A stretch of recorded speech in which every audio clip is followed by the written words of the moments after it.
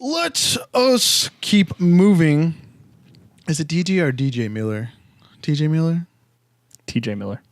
Okay, sorry. Let's move on to You're talking like the bartender in Deadpool, right? That. Yeah, he's also in She's Out of Your League as well. Oh, That's what I was thinking. He's great in that movie. Let's keep another moving. person having trouble on social media. That is true. Or not in real life, not just social media.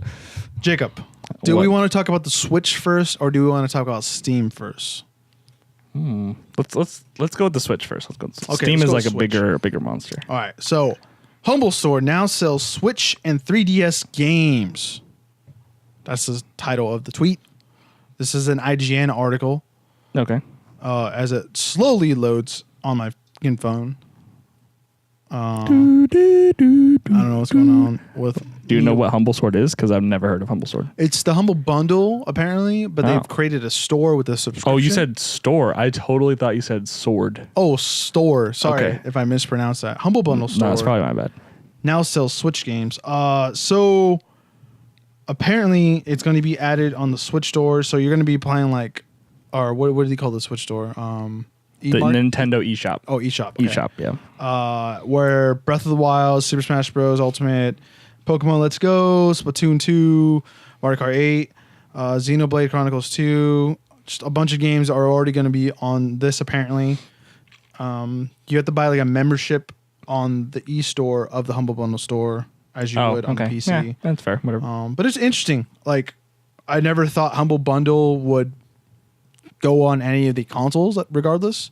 So it's like their first move to the consoles, which I think is a good thing. I think they've strictly been on PCs. Right, yeah, and they started as someone that was primarily helping people kind of find their way into the indie market, where like, you know, you could pay what you want for these like indie titles sort of thing is what it started as.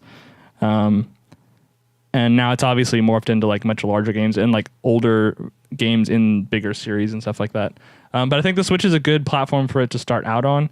The Switch is kind of surprisingly, I don't know about surprisingly, but the Switch has found itself a good audience in the indie scene. They have a lot of good relationships with those developers. A lot of their games have timed exclusives or exclusive altogether. A lot of good indie titles have been re-released on Switch, stuff like that. So I think it's a good platform for something like this to exist. Hopefully it's more than just like, you know, Mario Kart and all that sort of stuff, that it's like, you know, sort of along the same lines. Like, you know, if you're paying, does it say how much the subscription is going to cost? No, they did. Okay. They said there was a 12 and a 6 month. They didn't have a price point on it, unfortunately. Okay, well, you know, say it's maybe like, well, I don't know, the Nintendo Online thing is only like $20 or $30 a year, so it's probably not going to be more than that. Yeah. But, you know, say it's like $20 for the 6 months. You know, if you're getting like, you know, 10, 12 maybe solid indie games out of that, like, it's a good deal. Yeah. So hopefully it's going to be something along those lines. All right. Keeping on being humble, and if you're on a tight budget, this next one is called How to Buy Games on a Tight Budget in 2019. Now, this is a Kotaku article, and Kotaku loves having them long articles, bro. I can tell you that. But it's a good read. Interesting take on if you want to be a console player, you want to jump to PC, you want to do both, you want to go to Switch. It has all that for you, and how to get started. The gist of it, basically, at the end, it said if you're going to go console and you're going to be on a budget, I think the best advice it said, and like you're just getting into it, let's just say, was getting a Xbox and getting the Games Pass, just because you're going to have a load of games to play. Yeah. And like first party game, like first like new titles. Yeah, AAA titles on there. If you're going to PC, like Humble Bundles, but like the problem is like, are you going to be playing all those games? So that's another thing. But also, there's a lot of Steam deals in the winter and summer, so you have that to play with. And overall, it's probably going to be cheaper on the PC after you get your rig. But also says if they're to make a list, which was kind of an interesting take, and put your price point, like full price. Oh, I'm only going to pay 40 for this. I'm only going to pay 20. Apparently, Humble Bundle has things where like they have perks. You can use points for like getting discounts on stuff and whatnot. So I honestly haven't used Humble Bundle in like a really long time. Yeah. But. Well, the Humble Store. You didn't know about the Humble Store. I didn't know about the Humble Store until I read this.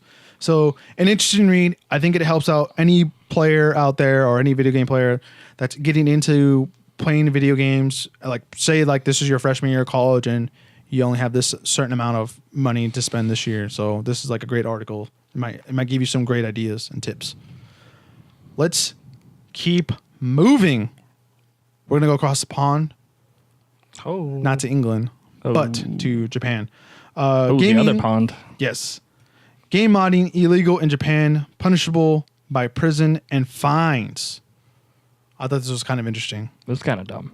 It is kind of dumb. I mean, it's interesting, but it's dumb. It's pretty dumb. Yeah. But as it slowly loads, it's a Kotaku article.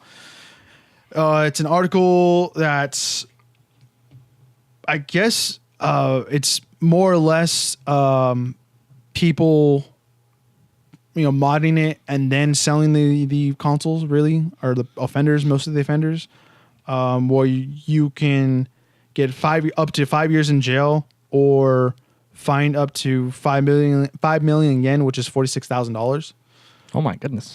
It's just like it's the Japanese or Japan's Association of Copyrights for Computer Software is like, I guess, the people that are fining and jailing people, I guess. It's kind of interesting to like see that and how Japan's kind of handling it, and you've seen how other countries handle this. I don't know if it'll ever make its like those kind of policies make its way to the States or anywhere else, maybe. I don't know. I'm surprised that it made its way anywhere, just because there are so many, especially on PC. Because there's really only like Bethesda and Fallout where like the mod scene is kind of big on consoles. Oh, I'm talking like modding like the actual consoles itself. Oh. Sorry if I wasn't clear about that. Oh, I thought you were talking. That was why I was so surprised. I thought you were talking about like games. You're talking about consoles, not games. So this is both. It's kind of both, I think. Okay. But I mean, like reselling like those products is what I think it is. Okay, so it's like if it's consoles, I don't have as big a problem with it. I don't think. Because like you shouldn't be, because like the rest of that hardware is proprietary to Microsoft, to Sony, whoever. So like whatever, like sure, I guess I think that's maybe a little bit harsh of a penalty for it, but whatever. If it's consoles, yeah. For on the game side, I'm really surprised because modding, especially on PC, is almost ingrained into the. I mean, like most developers openly allow.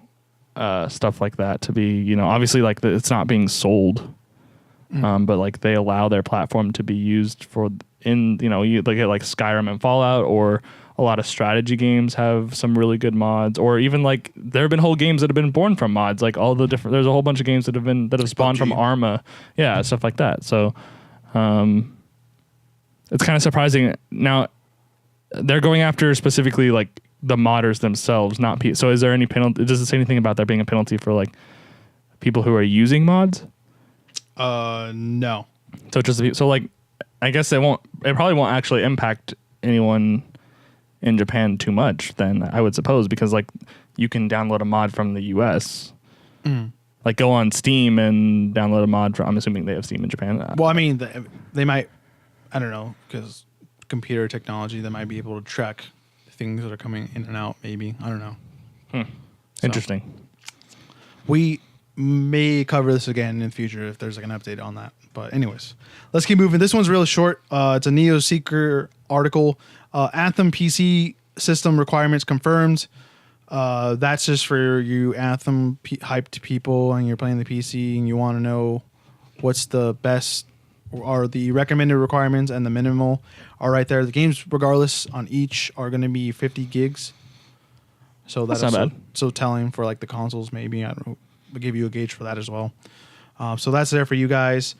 Another quick one is the Assassin's Creed Odyssey has a new level scaling.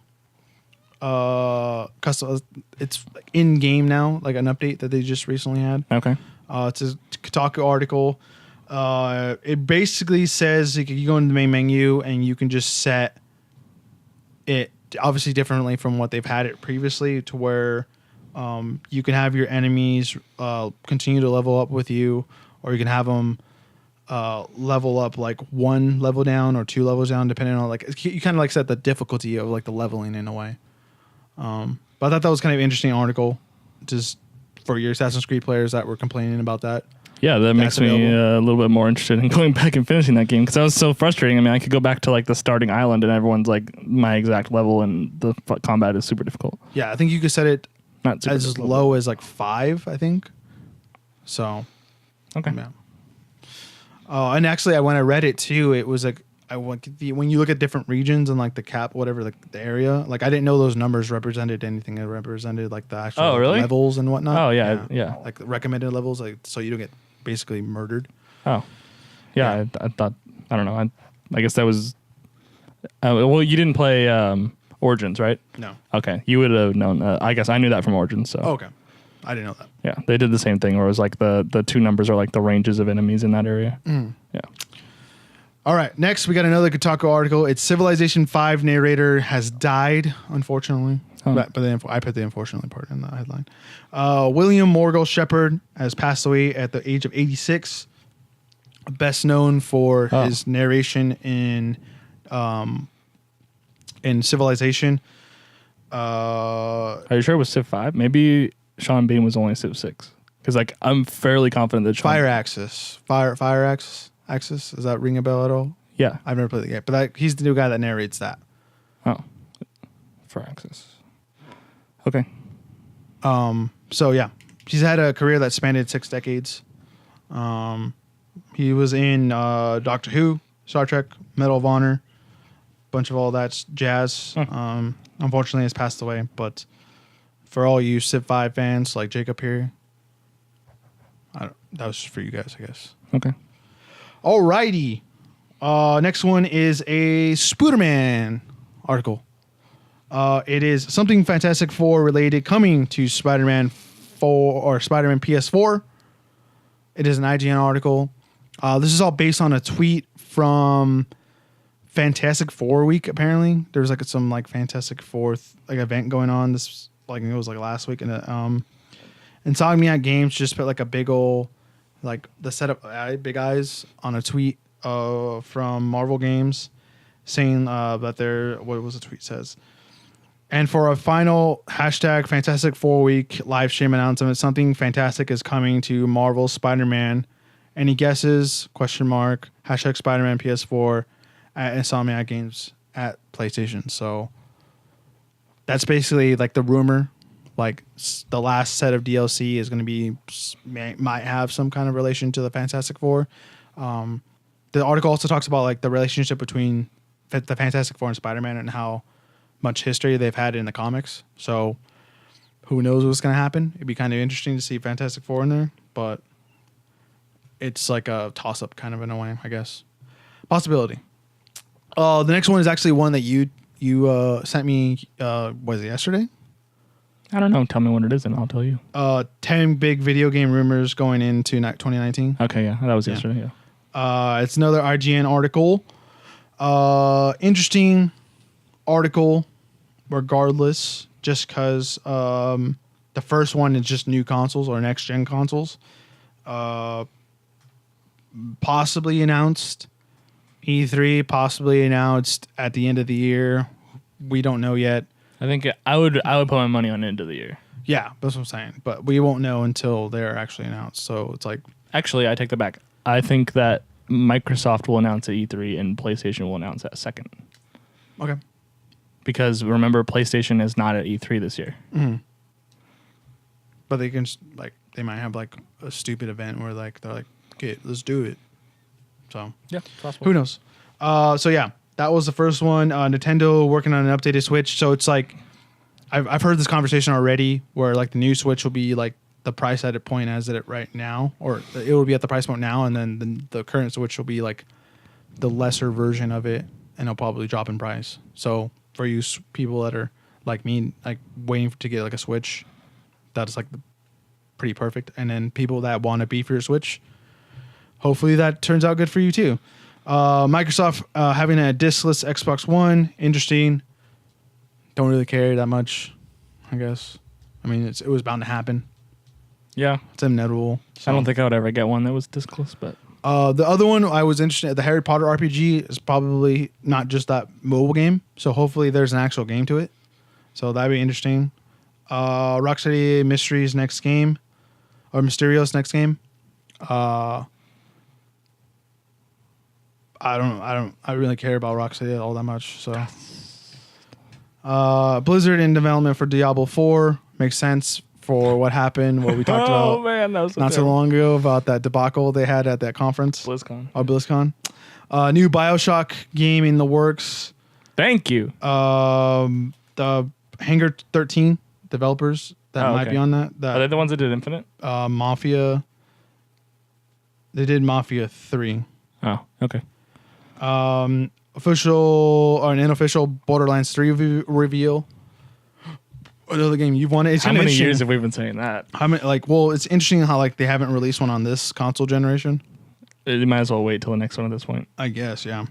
And then Microsoft is reviving Fable. Inevitable. Unfortunately, that franchise was too big for them to just let it die. They should have, because it's not that good. Valve is creating its own VR headset. Is the last one. Cool. VR. Awesome. There'll have to be some sort of change in how VR handles specifically shooters before it really takes hold. In I think the uses for VR are outside of video games. Yeah.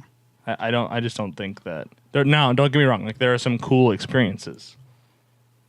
There are individual examples of cool things that have been done with VR in video games, but in general, the majority of people play first person or sometimes third person, where you're running around, and it's the running that's the hurdle.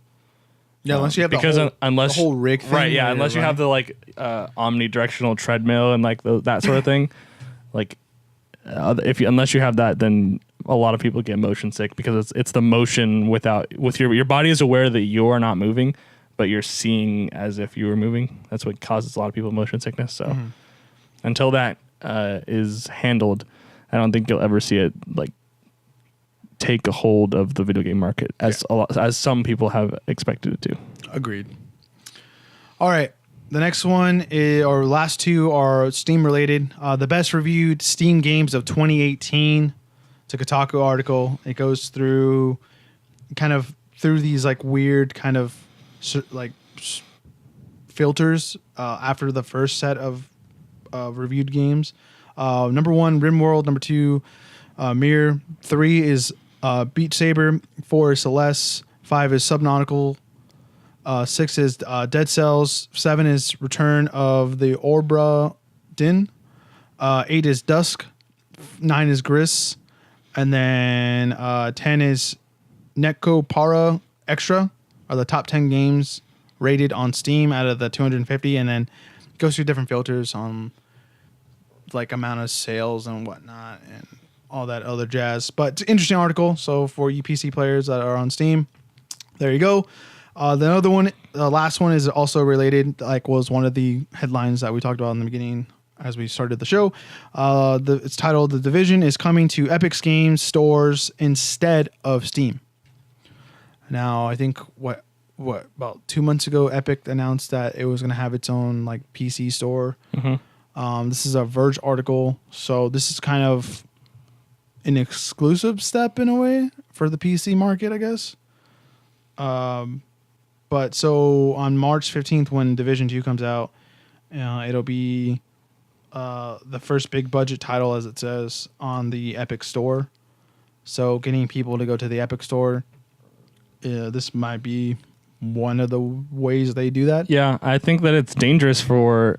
Well, first off, the majority of the Division 2 sales are going to be console anyway, but I think it's dangerous for their PC sales in that unless the Epic Games thing has a fairly well thought out and put together interface, I think it could I don't think this has any benefit for Division 2. Obviously, there's benefit for the Epic Games thing because they're gonna get new traffic because of the Division being on their platform exclusively. But for Ubisoft and for the Division franchise, I don't think it can help them. It only has the potential to hurt them. Well, I think of what they can do, which would be kind of a cheeky move, would all the Fortnite players to force them to download the Epic thing regardless. And you would have a mass amount of people that are already on it. And then throwing like these kind of games out there, I think it'll maybe draw some people over like to go to the store and stuff. Yeah, but the reality is that they already have a bunch of players who would play it if it was on Steam. And like you'll get some of those that do also get the Epic Games thing if they really want to play Division on PC, but there will be some that are like, I don't know. We'll see. Well, I think that's just you. Well, I'm not going to play it on PC. So. Well, yeah, because we're playing on console. But I don't know. I think PC I just don't see gamers what the benefit is. Pretty willing, but I think they're just trying to do it just to get the ball rolling for them. Maybe Epic gave them a bunch of money. Yeah, I think it's a good way for competition. I don't know. I think it's like one of the TVs or something. Don't worry about it. Really? It sounded like something got ejected. Did the hard drive get ejected? No. Or anything like that? Okay. That was weird. But yeah. Yeah, it's just a good step for Epic, I guess. Steam just needs a competitor, honestly. I think that's what it is, too. To make Steam better. Okay. So I don't think it's that hard to do. To make Steam better? Yeah. Steam has a problem in that it has too many games and too many, like, it's too hard to sort through the junk sometimes. Well, there you go. That's a problem. But, like, it doesn't have, like, too many glaring problems. I think it has a problem. I think there's a lot of people that have a problem with Steam. There's probably people out there that complain about it, like, all the time. I'm guessing. Okay. All right. Let us keep moving. Jacob, what are we going to talk about next? We went and saw an animated animated movie. But before we do that, let us know down below in the comments on what your top 10 rumors are for 2019 for video games. It's a lot of rumors to come up with. Okay, just come up with one then. Jesus, God. 10 is not that hard. But anyways. I don't know. Is it though? Give me 10 more rumors right now off the top of your head. 10 more? Yeah. No, it's okay. It's going to take too long. Is, what's it called? Days Gone going to be a bad game? That's not a rumor. That's